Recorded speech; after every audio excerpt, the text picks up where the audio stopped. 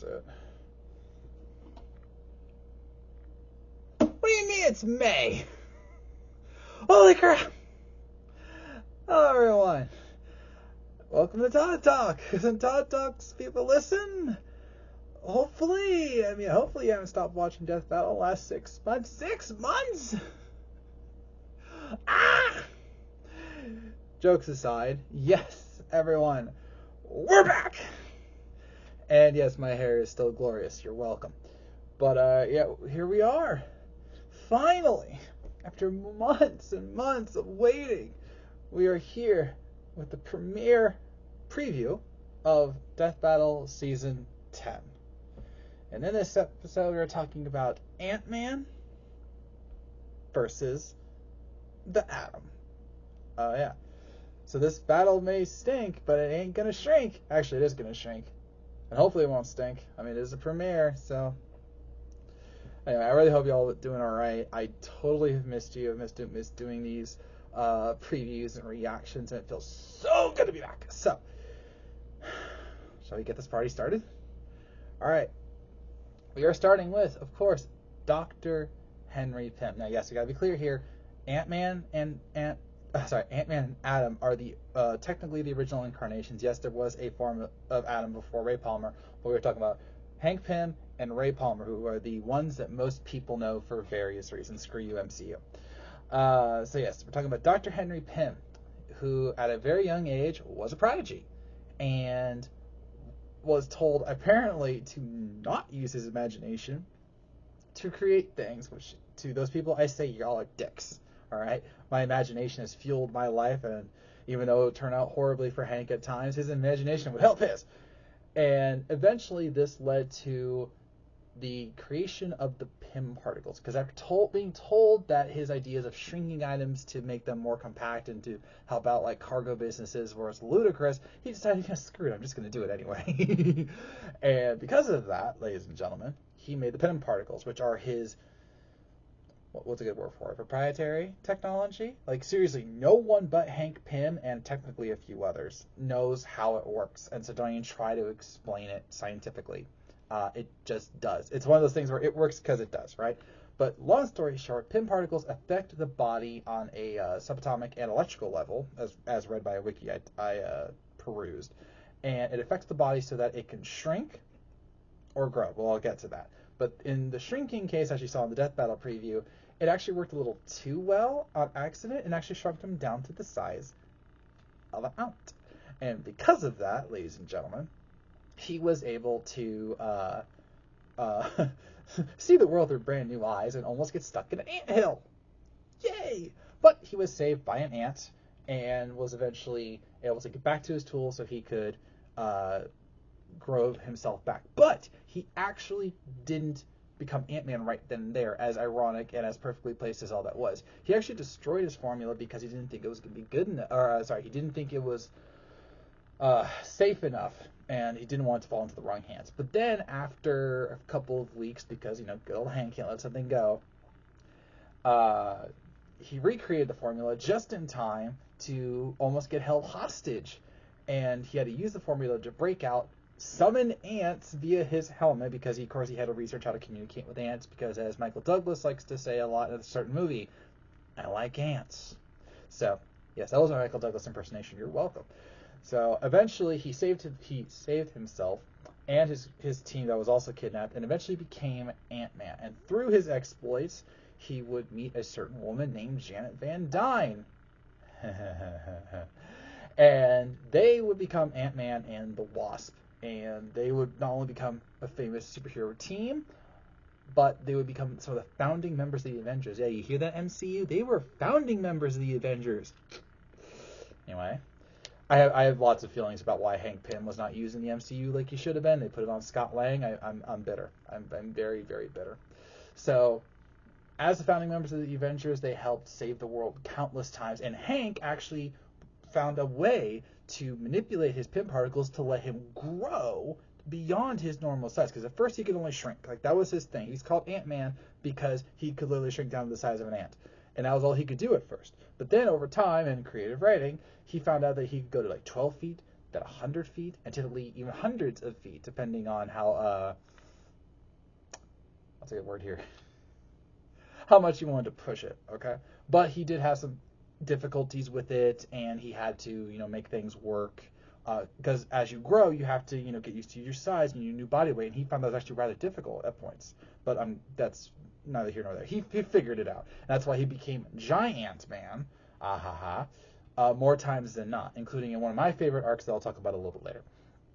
So over time, Hank became one of the most indispensable people in the Avengers. A lot of the technology that the Avengers had was actually made by Hank, including helping repair the Vision many, many times.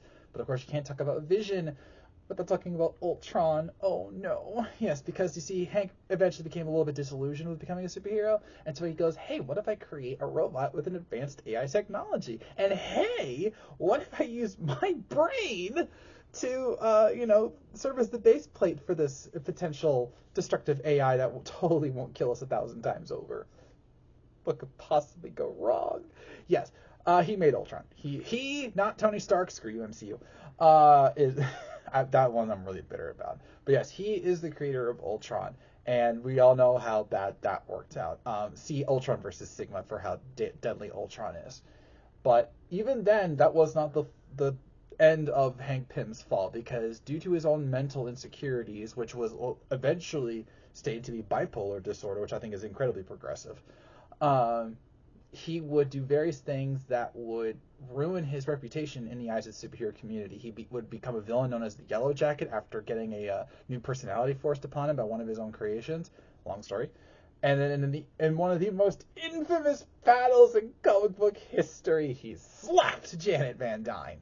Fun fact, the writer of that story actually did not intend for that to happen. Apparently, the script was written that he would accidentally, I don't know why I did like that, that sounds kind of cool, accidentally hit Janet while in Yellow Jacket form, but because of how the artist rendered it with the whole phase motion, as I like to call it, it looked like he slapped Janet, and there was no time to fix it.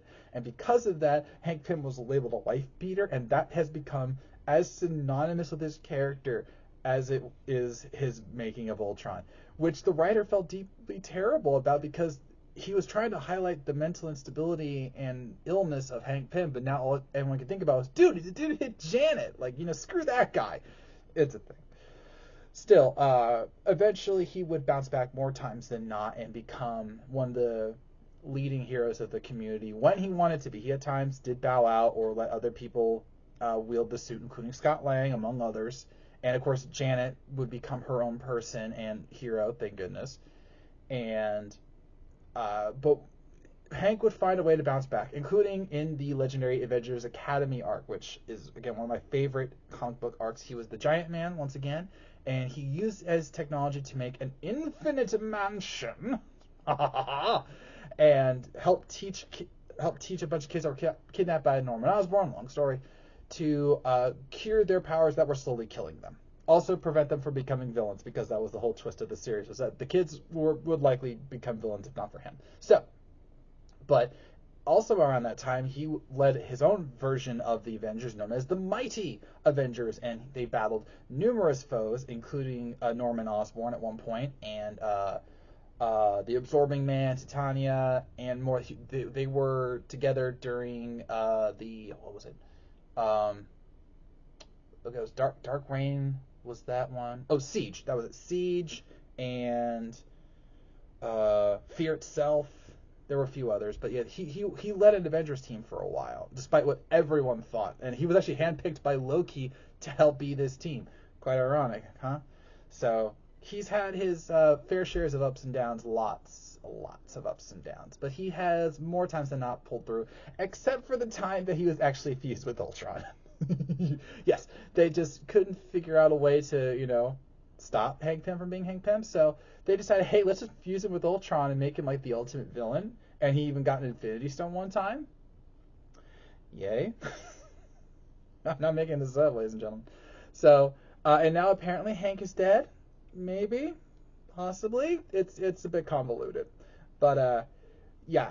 in terms of abilities, he obviously has his shrinking and growing abilities. He also has numerous tech that he can use, including his legendary stingers, which can harness his bioelectric aura to send electric shock at people. Non-lethal most times, but it's still very effective. And via his helmet and now his suit, he can control ants because he likes ants, ladies and gentlemen. And he could summon them at will and he control them to do various things. He can even control other insects. At one point, he actually sent, a bunch of bees at Namor. Believe it. So and then because of his shrinking technology, he's able to hold many things, including this toolbox that has all sorts of things that he could use to fix stuff or use weapons and whatnot. So he usually always has exactly what he needs on him to handle a situation. He is considered the fifth most brilliant person in the world. That obviously might have changed given some of the new characters we have in the MCU, but the Marvel Comics universe, not Marvel Cinematic Universe. Screw you, MCU. But he's still top 10 by far. He was brought into the Illuminati during Time Runs Out to try and find a way to fix the world. He has shrunk down to the microverse multiple times, and as we all know, he can go down to the quantum level, as shown in Quantumania, which is not a one-off. He doesn't do that on the regular, but he can do it. And he has been a part of multiple Avengers groups. He's tried to help the next generation of heroes. And if nothing else, he is a guy who tries to make up for his past. And sometimes that's all you need. No, that's not true. We need a lot more, Hank. But hey, Michael Douglas, everybody. All right, next up we have Ray Palmer, who was born in Ivytown, Connecticut, and eventually found himself as one of the most brilliant scientists in the world. And after a chance encounter with a white dwarf star, he realized he could shrink things down to a small size. Problem, they blew up. Well, that's great for Boomstick. It's not exactly great for Ray. So after going out on a camping trip, he found himself in a desperate situation. He needed to get his friends out of a cave-in, but the only way out was through an incredibly small hole. So he used his technology on himself, risking life, and it worked. He was alive. He did not blow up. Sorry, Boomstick. But seriously, that preview was funny. I hope there's a happy ending at the end of this. No. But eventually he would harness that technology, and most people, despite what Wiz said, it's believed that Ray was able to use this technology because he has the meta gene, which would make sense enough. So he was able to use the technology and became the Atom. And he actually had a rather prolific career in the Silver Age of comics, and even in the Golden Age too.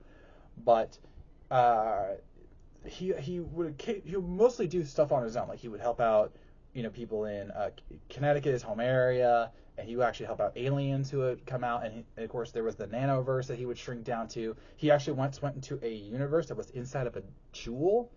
Like the universe was in the jewel, so he shrunk down and got into the jewel. I do apologize for the record for this lighting. My camera's finicky, but so he like Hank can shrink down to incredibly small sizes. Now the difference, and I gotta make this clear here, he cannot grow beyond his size. All right. You might be thinking, but I saw that in Legends of Tomorrow. Well, yes, but Legends of Tomorrow is not canon Ray Palmer, because if you look at his suit, that looks more like Iron Man versus the Atom. If you remember what they did with Ryan Choi eventually, that was more of an Atom accurate suit. So he cannot grow beyond his standard size and weight. So make of that what you will. That being said, his shrinking ability is beyond reproach, and I'll talk about that later. But he's been able to go to numerous heights between standard size and into the nanoverse and the multiverse. Okay, so his shrinking ability goes far beyond what you would think, and this has led him to have multiple adventures, including the Sword of the Atom, which is arguably his most notable story. In fact, it was actually adapted into the cartoon series Batman the Brave and the Bold, where they had both Ray Palmer and Ryan Choi together. It was a really good episode. Basically, he found out that there was this alien race that had been stranded on Earth. They were 6 inches tall, and he had gotten stuck in that size because of a long series of events. And he became their greatest champion, despite being 6 inches tall, married an alien princess, because of course he did, this is comics, and eventually, would find a new life there until they were all burned alive. They got by the government, and we tried to lure Ray Palmer back. Anyway, long story. It's comics. You know the deal. But aside from that, he is a well-respected member of the of the Justice League. He's been on the team multiple times in multiple iterations through multiple timelines, including after Crisis on Infinite Earths, and that led him to having some of his most horrifying storylines ever. Hey, if you thought what happened to Hank Pym was bad with the mental breakdowns and slapping Janet, Ray technically has it worse. You see, his first love was a woman named Jean Loring. Let's call her Jean. And for one time they were married, but they got divorced. It was mutual. They understood. But then over the course of some madness, she got quite mad. Like mad, right? So she devised an ultimate plot to lure Ray back to her, including killing the wife of the elongated man, Sue Dibney.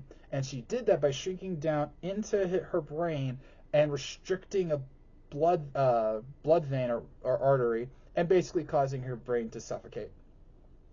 It was horrifying. Okay? And she did this all so she could get Ray to love her again. It didn't work out, and Ray, went into a deep vat of despair that again we'll touch on soon enough. But yeah, that's horrifying. That was all an identity crisis, and that still remains one of the most disturbing comic stories ever. And I'm not even going to mention the other thing that happened to Sue Dibney. So hashtag Dr. Light. It was horrible. Like seriously, it's one of the most hated things in all of comics. All right, I shouldn't even be laughing, but it's just that bad, So.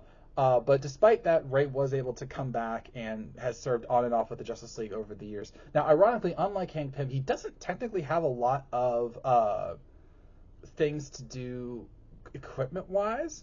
He has two things. He has a shrinking suit, which used to be housed in a belt, but not unlike Hank, he was able to distribute it throughout the rest of his suit, so he doesn't worry about that now.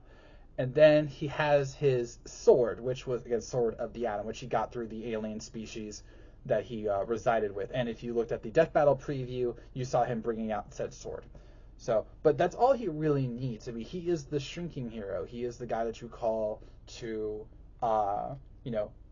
get microscopic and deal with things on that level. So, he doesn't have as much, but he still has an incredible amount of feats. When he's small, he can adjust his density, much like Ant-Man, to deliver massive punches.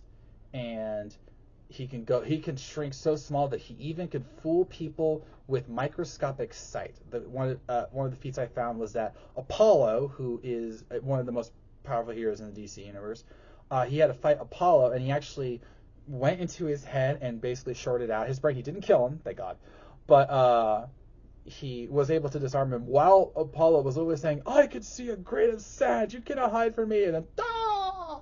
So. Yeah, it was a thing. So yeah, it's true that he technically has more abilities as Arrowverse Ray Palmer because he has like actual beams of I think it's like light energy, I believe it was. Now the one thing he does have, now I do not know if this is going to be used in Death Battle, but I'm going to include it for one big reason. In the Blackest Night storyline, which is one of the best DC storylines arguably, he became a member of the Indigo Lantern Corps. Now, the Indigos are a very convoluted race from Green Lantern mythology. But long story short, they are beings of compassion. And Ray Palmer, despite all his faults, actually, I'll take that back. Despite all the trauma, it's Hank who has faults. Despite all this trauma, he had incredible compassion for the world and for the people within it, and even those who have hurt him, like Jean. So he became a member of the Indigo Lantern Corps and helped fight off the Black Lanterns when they were trying to destroy the universe, including ones of Hawkman and Hawkgirl when they came after Ray for torturing reasons. And through the power of the Indigo Lantern staff, he was able to channel the abilities of the emotional spectrum, including Orange Lanterns and Green Lanterns, to fight off the Black Lantern Army. If you say Black Army, that sounds bad. The Black Lantern Army, just long enough for reinforcements to be called by Indigo 1. Again, I don't know if they're gonna use this. However, they used Black Adam's Yellow Lantern ring, and that's only associated with him in one storyline. And this was an event comic, all right? So yes, he is a former member, but so is technically Black Adam. So make of that what you will. So, and of course, with the power of agreeing with an emotional spectrum item, you can do incredible things. So, yeah, Roy Palmer may not be the most known hero in the DC Comics universe, but he is one of the most respected. When you dive into his stories, he's proved his bravery over and over again. And if you need the guy to get small, give Ray a call. Just thought of that. Yes, I did. So, who wins in a fight between Ant-Man and the Atom? Okay, this one is actually very tricky because you'd think that this is a battle of shrinking ability, but technically it's not. It's really more about what they can do to each other in their various forms. Now, you might think that Ant-Man has the advantage solely because he can go giant, but that's actually not true. Yes, in his giant form, he can move like thousands of tons, crush buildings, fight massive monsters and robots. But while Ray can't do that, it doesn't really matter. Also, that technically makes Hank more vulnerable because Ray could theoretically just shrink into his body and embiggen and kill him, which, yes, is something both of them can technically do. Ray has done it before, as mentioned with Apollo. And remember what I said about Jean? She had Ray's tech, and she went into Sue's brain to, So yeah, that was the thing. I'm still not over that. But so that's actually not a win condition. Now, something I actually talked about on the Death Battle Discord with some people was the question of, could Ray or Hank short out each other's shrinking tech? Technically, no. All right, there used to be the case, and if you listen to the MCU, they needed the helmet to shrink down. But in the comics, it's actually not true. The helmet was actually used to communicate with the ants, so that's not a problem. Also, Hank, if you look at Hank's various costumes, he doesn't have a helmet, including his giant man costume. He actually melded the circuitry into his suit so he can do it on command without needing a helmet. And then Ray did the same thing. He moved his belt to his gloves and then the rest of the part of his suit so he could do it mentally. So that's actually not an issue. So you also might think that, well, wait a minute, Hank can win because he has the ants. Well, yes, he has the ants, but if you can go subatomic, the ants can't reach you, and there are no ants in subatomic spaces. But what Quantum Mania will tell you, suck it, MCU. I don't hate the MCU, I really don't. It's just that movie was mid, so mid. Thor: Love and Thunder was worse, you know it. But what really might this come down to is how they can use the shrinking abilities to hurt each other, and this is where I actually think Ray has the advantage. So I know this is going to be controversial, but in the comics, Ray has the ability to shrink down on such a small level that he can travel the multiverse. Now, they both can go into a microscopic universe. That's very even hard. But Ray can travel throughout the multiverse, all right? And he did it on a whim. It was after what happened with Jean, and so he was so depressed that he met a mystic in the multiverse, because of course he did, and that mystic told him about the multiverse and how he could travel through it. And so he went from Earth to try and find a better Earth so he could try and heal his heart, including finding one with Jean where he could be with her. And he did. It didn't work out by his own wishes, because he's like, I can't do this. I'm not your Ray Palmer. It was a thing. But still, Hank can't do that. Hank can go into the nanoverse, the microverse, which is another universe, but Ray can travel through the multiverse. So in theory, if he wanted to get away from Hank, he could just slide into the multiverse, slide back when Hank isn't looking, and then do damage to him. Hank does have more tech than him, but Ray actually has resistances to that. Ray can actually shrink down to enter a phone line and travel so fast along the energy currents that he can pop out seconds later. So if he could call people across town and like zip over there, I'm pretty sure Hank's not that fast. And it's even implied for your one wiki that Ray is actually close to light speed when shrunk down. I don't know if that's true, but he can at the very least travel along electrical currents in pretty fast time. So Ray, I would actually say, is a lot faster. Hank could technically be stronger because of how he manipulates his body and, of course, going giant man, but that doesn't really matter here. Ray could travel the multiverse, so if he really wanted to, if he could travel, go get something, and bring it back to kill Hank, it wouldn't be that hard. Or he could just wait Hank out and then embiggened inside his head. So, as weird as it might sound, Ray's ability to shrink better makes him a bigger threat. Who knew? So, I might lose this one, but based on what I have found, I'm going to say that Ray Palmer is the Atom is going to win this. So, feel free to let me know what you think. If you found something different, let me know. But I think Ray is going to pull this off. And with that, I'm ending this episode of Todd Talk. Who do you think is going to win between the Atom and the Ant-Man? Let me know in the comments below. But before we leave, I have a Kickstarter that is ending in 2 weeks' time. It's Tokyo Blade Detectives. We're back. And we're here for issue 7. I would really appreciate it if you guys would check it out. Especially if you love anime, comics, laser shorts, and just good old anime shenanigans. So I have the link in the pinned comment, so please check that out. And again, let me know what you think of the matchup that we're going to get and what you hope to see in Death Battle Season 10. So, thank you for watching. If you made it this far, I know you were listening, and I'll see you around.